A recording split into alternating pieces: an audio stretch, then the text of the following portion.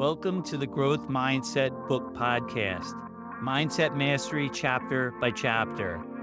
I'm Michael Fox, best-selling author and expert mindset coach, and your guide on this transformative journey. Here, we don't just skim pages of the most powerful self-help and mindset books ever written.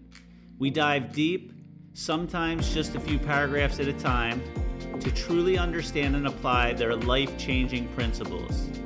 Each episode builds on the last, so if this is your first time here, I encourage you to start episode 1 of season 1 and follow along as we explore every corner of these timeless works. Together, we'll study, reflect, and unlock the tools you need to master your mindset, overcome limiting beliefs, and create the life you've always imagined. So grab your book, a notebook, or just a favorite drink, and let's dive into today's insights. Your journey to transformation starts now. I'm excited for our podcast today because we're going to be talking about a book that's one of my favorite books that's had a tremendous impact on my life. And I believe when I share this one specific chapter with you, it's going to have a overwhelming impact in your life as well.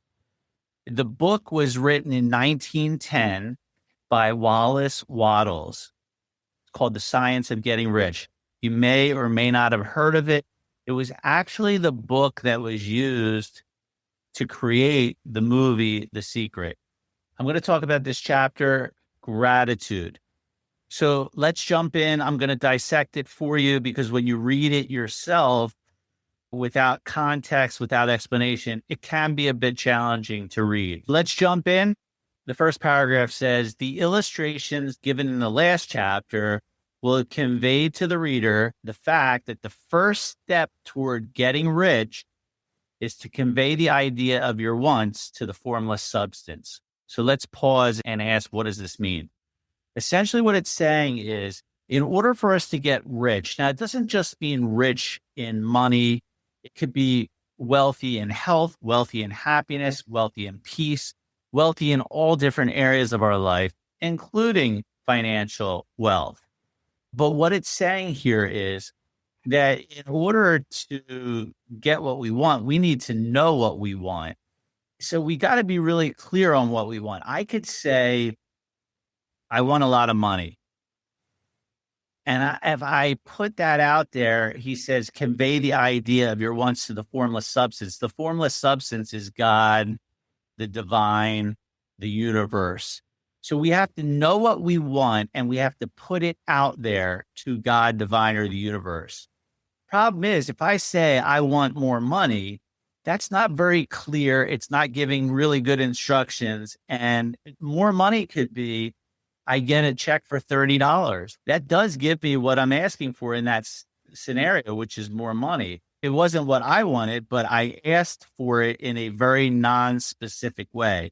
So what it's saying here is we must be very specific on what it is that we want.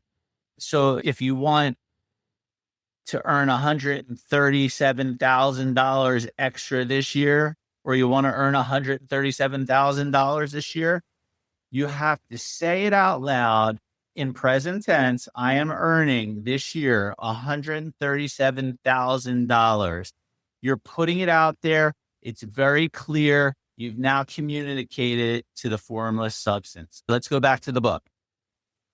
It says this is true, and you will see that in order to do, it becomes necessary to relate yourself to the formless intelligence in a harmonious way.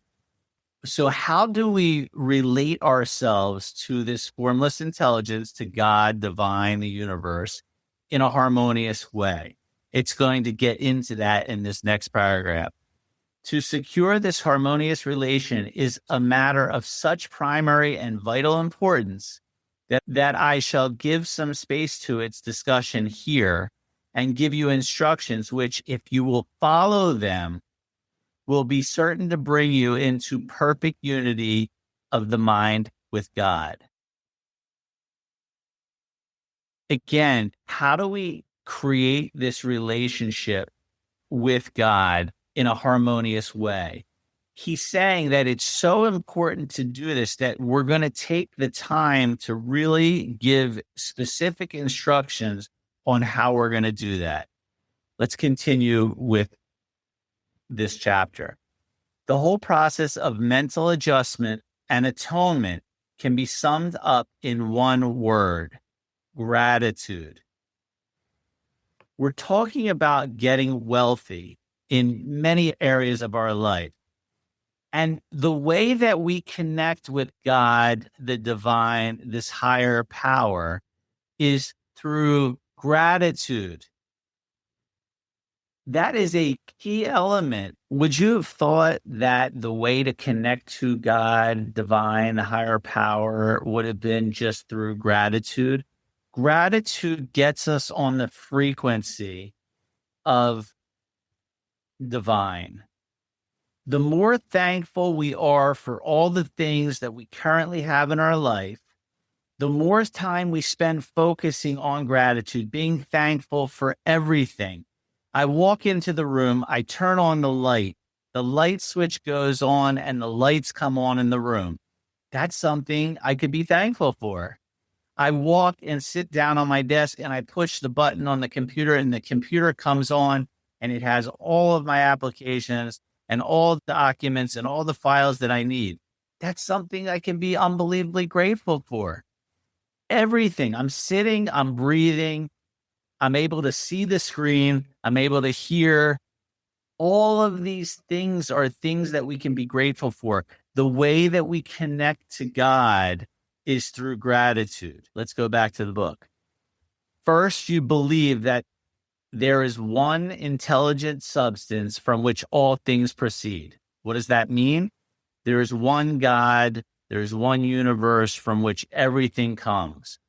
That's step number one. Step number two is believe that this God gives you everything you desire. So we have to have the belief that everything that we could possibly want, God will give to us. Now, some of you might say, but Mike, what about when I get sick? What about when I'm not feeling well? Is that something that I really desire? If God or divine knows a lot more than we do, perhaps during that time of not feeling well, you'll figure out something that you wouldn't have figured out had you not been in that case. You'll make a decision about something in your life, being in that quiet time of not feeling so great, but sitting there and being with yourself. You'll have the opportunity to think through and see things from a different perspective. So when it says here that you have to believe that this God gives you everything you desire, that it's important to understand that even if we don't think that's something that we would desire, to be sick, to not feel well, maybe there's a hidden message in it for us. And maybe there's a reason and purpose that we're not feeling well. The third step says you relate yourself to God, the divine, by feeling a deep and profound gratitude. Let's continue. Many people who order their lives rightly in all other ways are kept in poverty by the lack of gratitude. Having received one gift from God, they cut the wires which connect them with God by failing to make the acknowledgement. I've said this story before. I'm going to say it again. I want you to imagine that you get a really beautiful gift for your child. You wrap it up, you put it in beautiful paper on it and a nice bow, and you bring it into your child's room and you give them the present. And they take the present and they throw it across the room, showing no gratitude whatsoever for that gift. Here's the question I have for you. If they did that to the gift that you gave them, what would be the chances that you would then go out and buy another gift and give it to your child? I already know the answer. It would be slim to none. And why is it that you wouldn't do that? Why isn't that you wouldn't go and get another gift for your child? The answer is because the child didn't show any gratitude. So imagine that God is giving us gifts all the time. God gives us the gift of being able to breathe. God gives us the gift of being able to see. God gives us the gift of being able to stand up and walk. We have so many gifts in our lives, our family, our health, our friends. All of these things can easily be taken for granted. And when we take those things for granted, you know what happens? It's very similar to the child taking the gift and throwing it across the room at the wall. God looks as our parent and says, if Mike isn't going to appreciate all that I've already given him, why in the world would I give him more? So when we have gratitude, think of it as we are directly connected to God. We have a direct connection into us when we're showing that gratitude. And when we don't show the gratitude, it's like taking a scissors and cutting that wire that's connecting you, me, and everyone else to God. So the way that we can keep it connected is staying in a place of feeling gratitude for all the things that we already have in our life. All right, let's go back to the book. It's easy to understand that the nearer we live to the source, to God, the source of wealth, which is God, the more wealth we shall receive.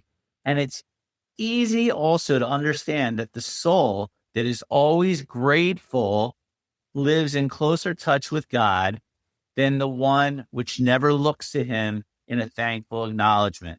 We pause for a second. Again, this goes back to the same thing. If we don't show gratitude for all the things that we already have, why would God want to give us more? If our child doesn't show us gratitude for all the things that we give to him or her, do we have the feeling of wanting to give them more?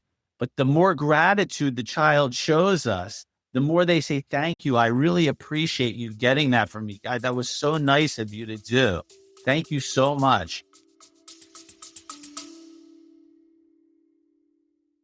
Hey there. I hope you're loving today's episode of the Growth Mindset Book Podcast. If this show has been inspiring you or bringing value to your life, I'd love your support to keep it going strong. You can buy me a cup of coffee at buymeacoffee.com/Michael Fox Coach. Again, that's buymeacoffee.com/Michael Fox Coach. Your support helps cover production costs and lets me keep sharing this incredible journey with you. Thanks for being a part of the community. And now let's get back to the episode. Don't we want to then go out and get more for them and give them more? That's the same thing that God feels with us. That's the same reason why we're not getting the things that we want from God, because we're not showing the gratitude for the things that we already have in our life.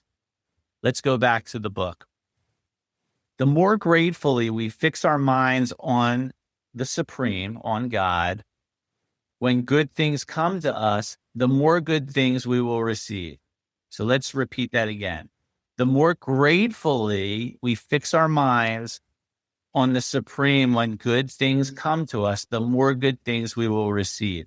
And the more rapidly they will come. And the reason simply is that the mental attitude of gratitude draws the mind into closer touch with the source from which all blessings come. So if you want more things to come into your life, if you want more abundance, if you want more financial freedom, if you want a better relationship, be grateful for all the things that you already do have. Maybe your relationship isn't perfect, but instead of focusing on all the negative in that relationship, she says this, he does that. What about focusing on saying, hey, God, thank you so much for bringing this person into my life. I love how they're caring and loving towards me.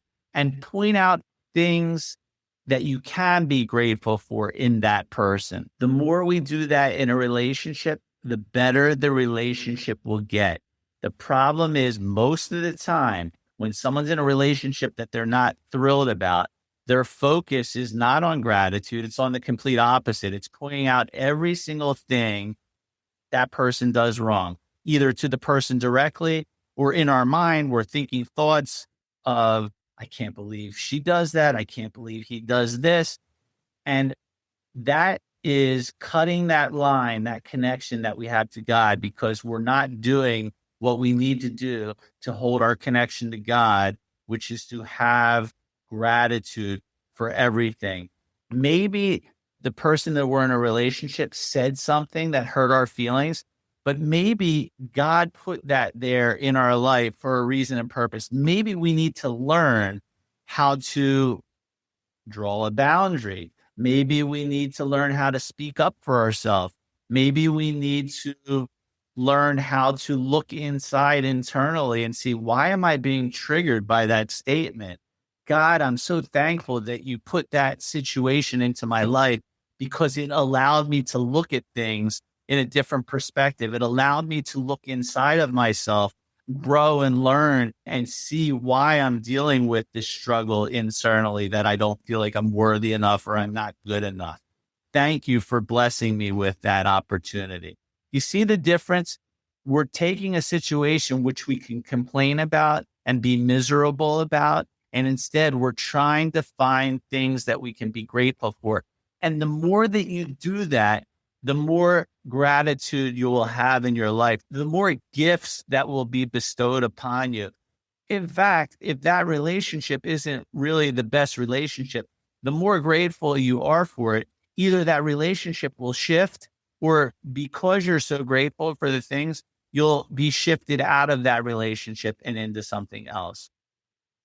When you pay your bill every single month and you get that bill, it's your mortgage, and you're like, oh, I write that check and it's taking this money out of my account. No, that's coming from a place of lack. That is not coming from a place of gratitude.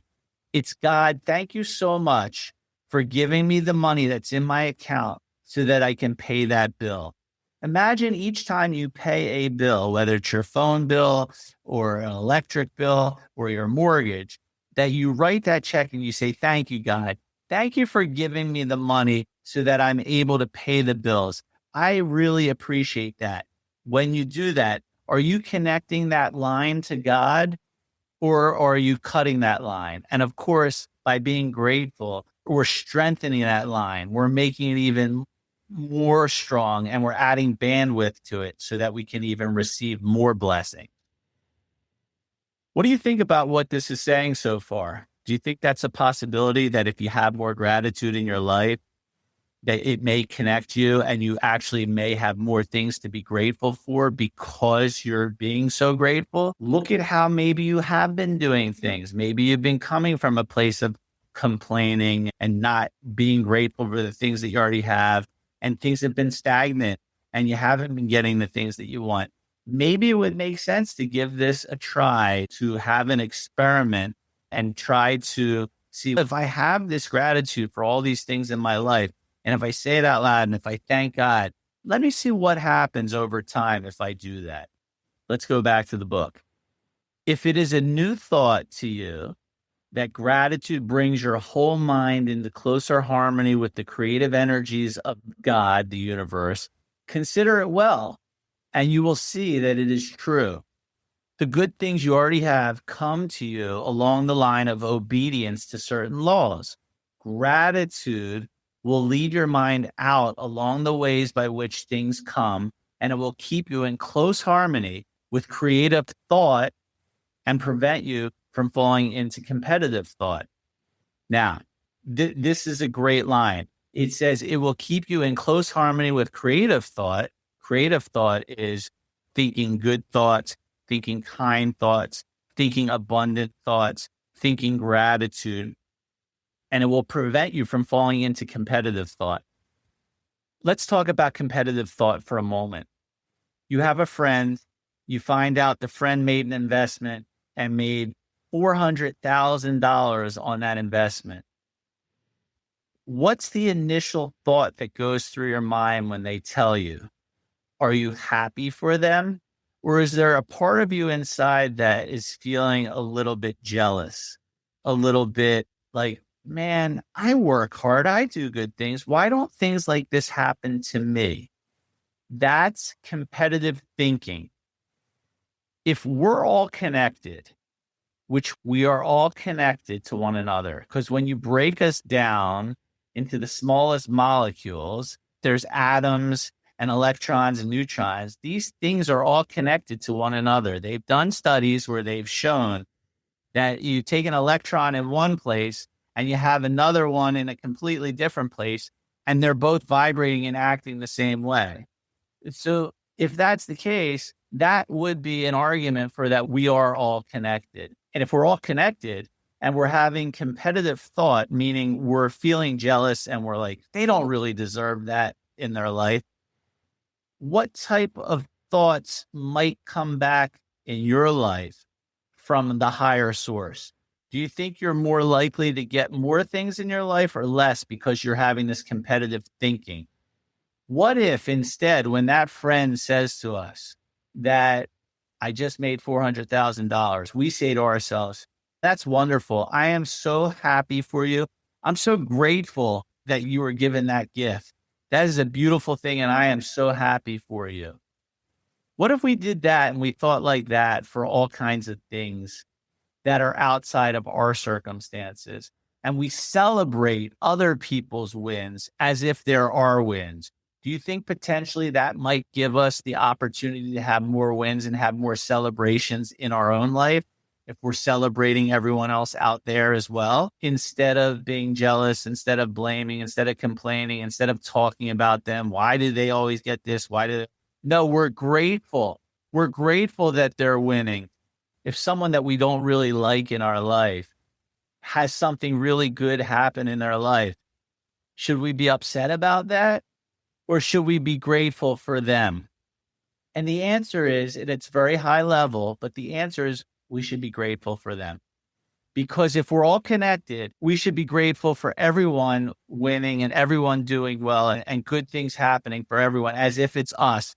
And what will happen is we will have way more to be grateful for in our own life when we live that attitude of gratitude and we celebrate other people's wins instead of allowing jealousy and any other negative thoughts to come in and take over. Let's continue with the book.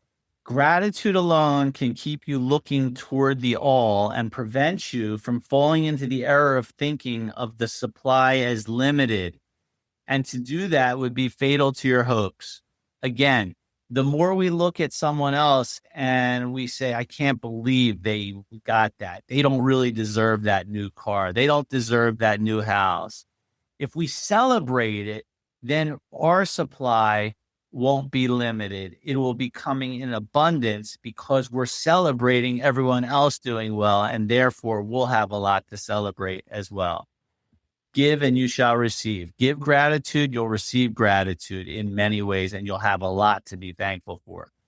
Back to the book. There is a law of gratitude, and it is absolutely necessary that you should observe the law if you're to get the results you seek. The law of gratitude is the natural principle that action and reaction are always equal and in opposite directions. What does that mean for a second? That if I'm putting gratitude out, like we just said, that it not only will go out, but it comes back immediately to us in all kinds of ways. Let's continue back to the book. The grateful outreaching of your mind in thankful praise to the God is a liberation or expenditure of force, right? When we're thankful to God, we're putting out energy. It cannot fail to reach that to which it is addressed. And the reaction is an instantaneous movement towards you. So as I put out that gratitude, instantaneously, there is a force of gratitude coming back to us. There is a force that's going to come back to give us things to be thankful for because we're being thankful for things out there. Let's go back to the book. If your gratitude is strong and constant, the reaction in formless substance, the reaction in God, will be strong and continuous. The movement of things that you want will always move towards you. The value of gratitude does not consist solely in getting you more blessings in the future, Without gratitude, you cannot long keep from dissatisfied thought regarding things as they are. So again, without living in this attitude of gratitude and being thankful for not only the things we have, but the things that other people are receiving, then suddenly our thoughts will shift and we won't be coming from this place of gratitude. The moment you permit your mind to dwell with dissatisfaction upon things as they are, you begin to lose ground. You fix attention upon the common, the ordinary, the poor, and the squalid and mean, and your mind takes the form of these things. Then you will transmit these forms or mental images to the formless, to God, and the common, the poor, the squalid, and mean will come to you. So it's really simple. Whatever we put out is what's going to come back. If we're constantly putting out a lack of gratitude, we're going to have many things to not be grateful for in our life. It's a give and receive. Give and you shall receive. Back to the book. To permit your mind to dwell upon the inferior is to become inferior and surround yourself with inferior things. On the other hand, to fix your attention on the best is to surround yourself with the best and to become the best. God within us makes us into the image of that to which we give our attention. The power within us gives us what we're focused on. If I am focused on negativity, if I am focused on lack, if I am focused on a lack of abundance, I will see more of that in my life. But if I turn it and just focus on gratitude, and I'm thankful that I have what I have in my bank account. I'm thankful that I have the health that I have. I'm thankful that I have the family, that I have the relationship that I have. If I'm thankful for these things, I will have more to be thankful for. More things will come into my life that I will be thankful for. That's how it works. Back to the book. The grateful mind is constantly fixed upon the best. Therefore, it tends to become the best. It takes the form or character of the best and will receive the best. Again, that's saying exactly what we've been saying over and over again. Back to the book. Also, faith is born of gratitude. You hear people say a lot, how can I have faith that things will work out? Faith is born of gratitude. The more things that you're grateful for, the more faithful you will be in your life that things will work out. Gratitude is such a beautiful thing if we can just start to slowly shift into being thankful for the things that we have in our life and the things that other people are having in their life and celebrating them. Magical things begin to happen in life. Back to the book. The grateful mind continually expects good things, and expectation becomes faith. The reaction of gratitude upon one's own mind produces faith. And every outgoing wave of gratitude, thanksgiving, increases faith. The more grateful I am, the more faithful I become. The more faith I have that things are going to work out in my life. You want to have faith? Be grateful. He who has no feeling of gratitude cannot long retain living faith. And without living faith, you cannot get rich by the creative method. And we shall see that in the following chapters. If you want wealth in your life, I promise you, if you live from a place of gratitude and really live from a place of gratitude for everything, you will start to see your life will shift. Because when you're living in gratitude, what you're not doing is living in blaming, complaining, making excuses, talking negatively about others. You would never do that when you're living in a place of gratitude. You'd be thankful for them. You'd be thankful for the gift that they've given you in learning the lesson that they provided for you.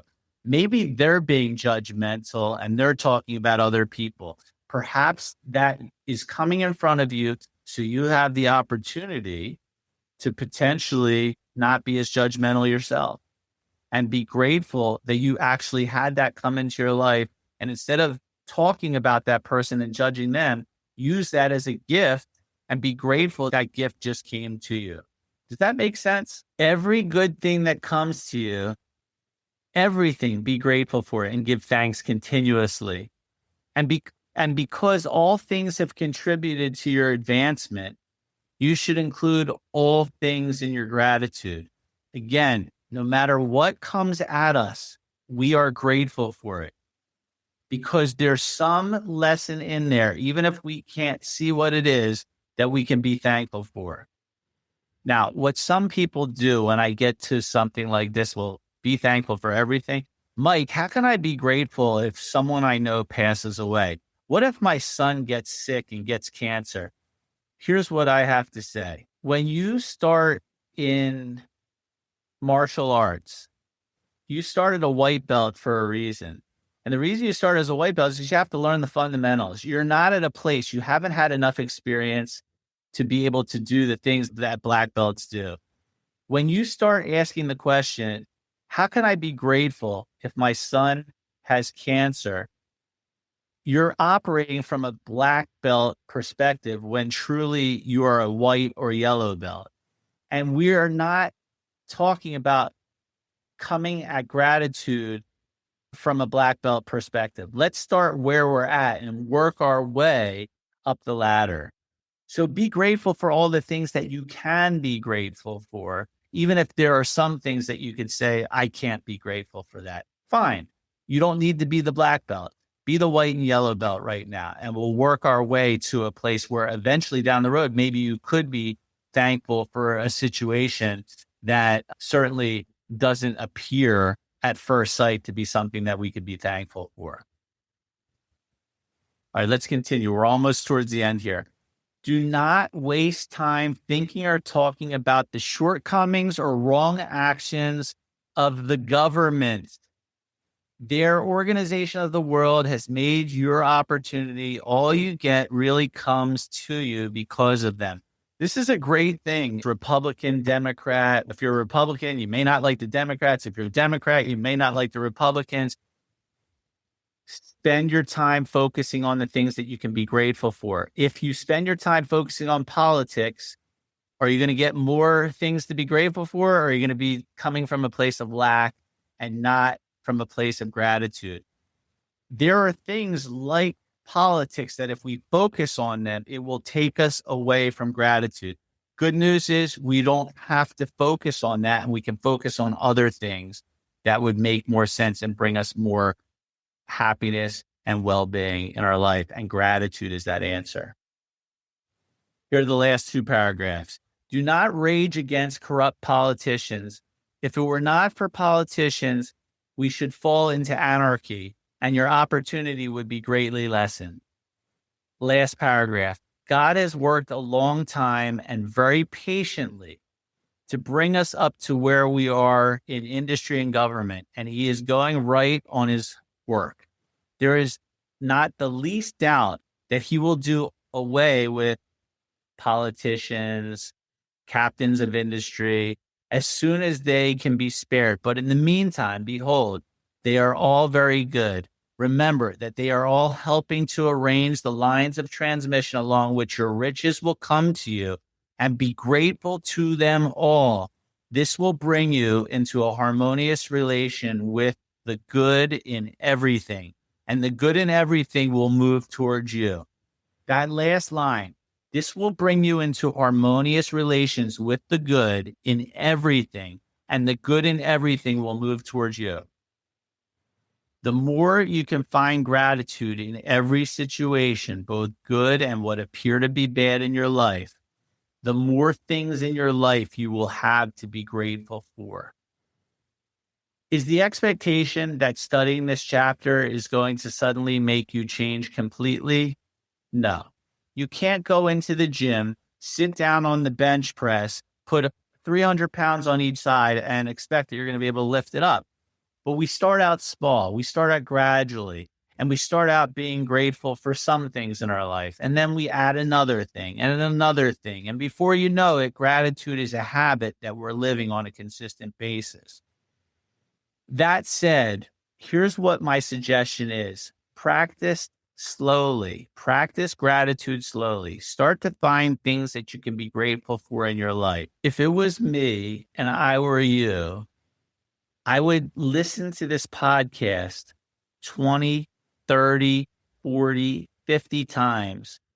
Because what's going to happen when you listen to it, you're going to hear the same message over and over. It's going to cause the repetition causes habitual behavior. It causes programming in our subconscious mind. And the more we hear a message over and over, the more we start to actually act from that place.